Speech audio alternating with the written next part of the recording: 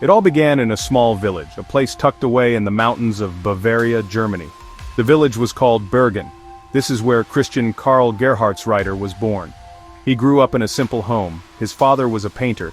His mother was a seamstress. They were ordinary people. But Christian, he was not an ordinary boy. He had dreams, big dreams, dreams that were much larger than his small German town. He looked across the ocean, toward America. He saw a land of opportunity, a place where a person could become anyone they wanted to be, a place where a boy from a Bavarian village could completely change who he was.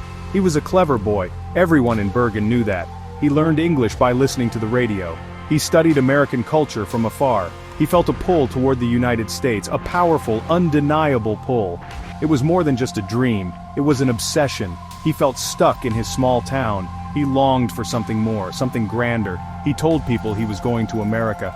He said he would become someone important. No one really believed him. How could a boy with so little make such a big splash in a world so far away? But Christian was determined. He had a will that was as strong as iron. He was already planning his escape. The America he imagined was a place from the movies. It was a land of wealth, power, and glamour.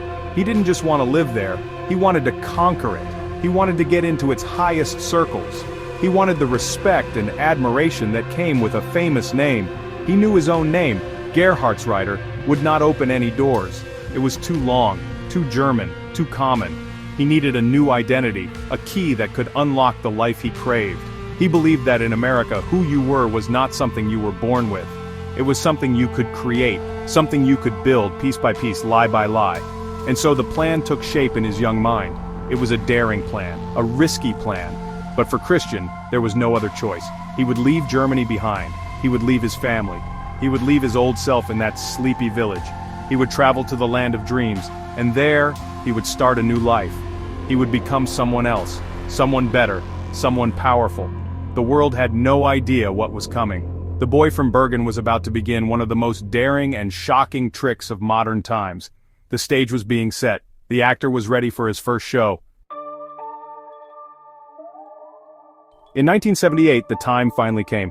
Christian Gerhardsreiter was just a teenager. He was 17 years old.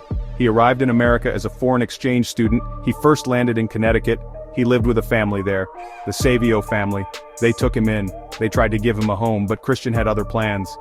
He was not there to study. He was there to change himself. He quickly convinced the family to let him move to California. He told them he had relatives there.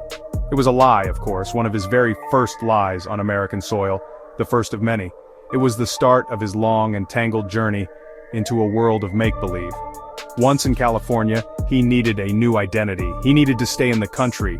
He found a young woman and married her. Her name was Amy Gersild. It was a marriage of convenience. He needed a green card. She agreed to help him. The marriage was a fake. It lasted only a day. But it served its purpose. He was now a legal resident. He was free to move about the country. He was free to begin his grand trick. He quickly left Amy behind.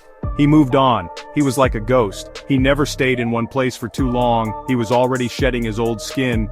Christian Gerhardsreiter was beginning to disappear. He started small. He began trying on new names, like a person trying on new clothes. He called himself Christopher Gerhardt. It was simpler, more American sounding. He signed up for college classes. He went to the University of Wisconsin-Milwaukee. Then he went to the University of Southern California Film School. He told people he was from a wealthy German family. He hinted at noble blood. He was testing his abilities. He was getting better at his skill, the skill of lying. He learned how to be charming. He learned how to be convincing. He was a quick learner. People seemed to believe him. They rarely questioned his stories. This was a very important time for him. He was learning how to trick people. He was discovering the power of a well-told story. He found that people wanted to believe in something amazing. They wanted to believe they were with someone special. He gave them what they wanted. He was a chameleon. He could change his personality to fit any situation. He could be whoever he needed to be to get what he wanted. The shy German boy was gone. In his place was a confident, mysterious young man, a man with a secret, a man who was just getting started on his path of lying.